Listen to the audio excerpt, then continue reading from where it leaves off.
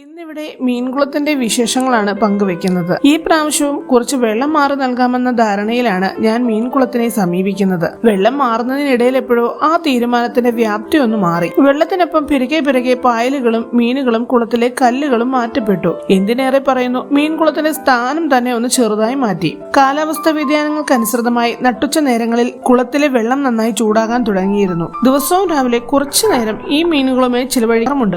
അപ്പോഴൊക്കെ കുട്ടിക്കാലത്തെ ഓർമ്മകൾ മനസ്സിന്റെ അടിത്തട്ടിൽ നിന്നും നുരഞ്ഞു പൊങ്ങാറുണ്ട്. കുട്ടിക്കാലത്ത് വാരാന്ത്യങ്ങളിൽ തൊട്ടടുത്ത വീടുകളിലെ കുട്ടികളുമായി ചിറയിൽ പുല്ല് പറിക്കാൻ പോകുന്നതും കയ്യിലുള്ള തോർത്തുപയോഗിച്ച് ചേട്ടനും കൂട്ടുകാരും കനാലിൽ ഇറങ്ങി ചെറിയ മീൻ കുഞ്ഞുങ്ങളെ പിടിക്കുന്നതും അവയെ കുപ്പിയിലാക്കി ആ കുപ്പിയും പോച്ചക്കെട്ടുകളുമായി വീട്ടിൽ വരുമ്പോൾ ആദ്യം അമ്മ വഴക്ക് പറയുന്നതും പിന്നീട് മീനെ വളർത്താൻ അമ്മ സമ്മതിക്കുന്നതുമൊക്കെ ഒരു പുഞ്ചിരിയോടെ മാത്രമേ ഓർക്കുവാൻ കഴിയാറുള്ളൂ. അന്നത്തെ ആ ബ്ലാക്ക് ആൻഡ് വൈറ്റ് ചിത്രങ്ങളും ഇപ്പോൾ ഞാൻ അനുഭവിക്കുന്ന ഈ നിറവാർന്ന നിമിഷങ്ങളും ഉറപ്പായും നാളെയുടെ എന്റെ ഓർമ്മക്കൂട്ടുകളാണ്.